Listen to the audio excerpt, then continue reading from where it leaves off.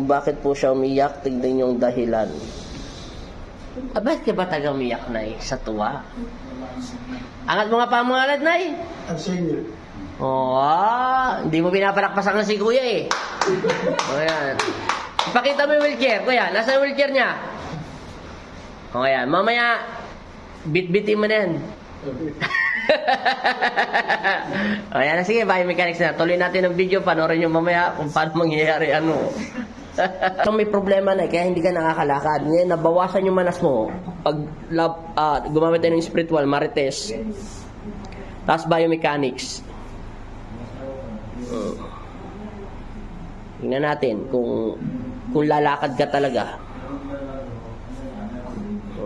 Tingnan natin, 3 months pa lang siyang hirap maglakad. Kailan ng alalay talaga? Pukpok mo, nanay. Stroke si nanay.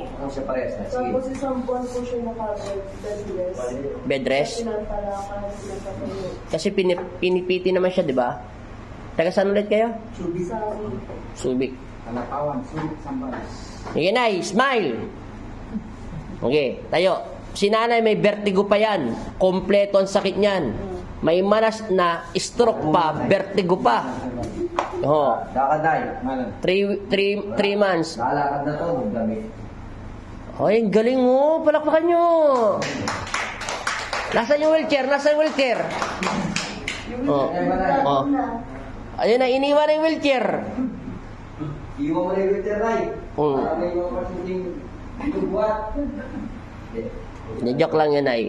Sa inyo yan, mahal ang wheelchair, Nay. Pag mayaman na mayaman kayo, yung mga anak nyo nasa Amerika lahat. Relax. Tapos senior citizen kayo ng Canada at saka dahan-dahan lang, Nay. Lakad, Nay. Normal lang. Oy! Umiyak si nanay! Nakalakad na! Lakad ka muna, Nay. Huwag ka muna umiyak, Nay, para malaman namin kung anong pinagbago, Nay. Gusto mo maglakad, Nay? Isa pa? Sige. Kung bibigyan kita ulit. Lakad. Galing, no? Huwag mo bigay ng pag-ikot, Nay. Kabubukas na bukas niyan. Kabubukas lang yan, Nay. Huwag mo nang ginagawa mo rin dati kasi 3 months ka pa naman di nakakalak. Diretso. Kailan bumaba yan, Nay, yung dugo mo, Nay, para mawala yung manas. Kasi bumibigat yan, eh. Ano, Nay? Solo flight ng sakit ng nanay nyo. May vertigo na, may manas pa, stroke pa. Kinuha mo lahat yung sakit ni nanay. May award ka, Nay, 3. Si tatay naman. Nay, nagkalit kayo. Nanay, hindi ko alam si nanay kung umiyak na tumatawa eh. Masaya na si nanay.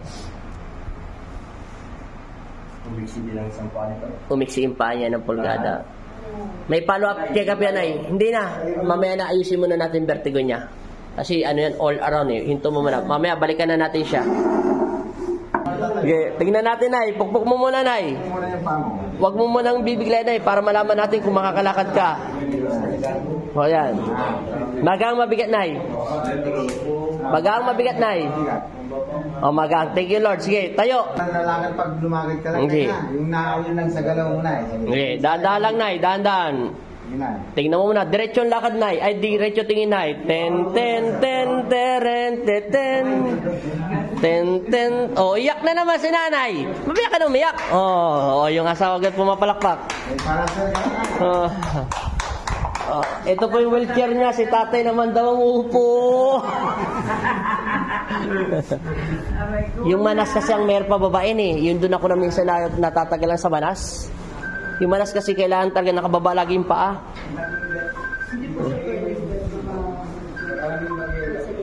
Kailangan lapat na lapat.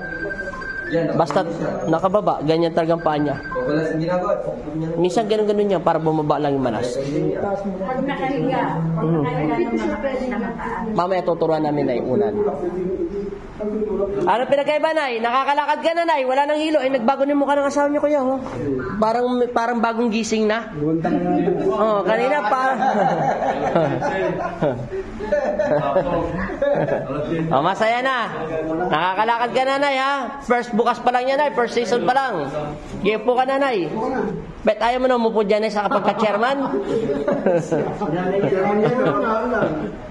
Ikaw muna ang chairman, nanalo ngayon. Dahan-dahan lang, Nay. Oo. Paalam na. Magkita-kita na lang tayo 3 weeks. Mamaya ituturo namin yung practice kung paano gagawin sa nanay mo, ha? Gawin yun araw-araw, a day. Hindi ko sinabi yung pagkagising sa umaga. Siyempre, bahala na siya kung anong oras siya mag-exercise. Basta hindi ang bababa. Si Buddy, 3 weeks. Taga saan ba kayo? Subic. Mega shoutout sa mga taga Subic. Bye-bye.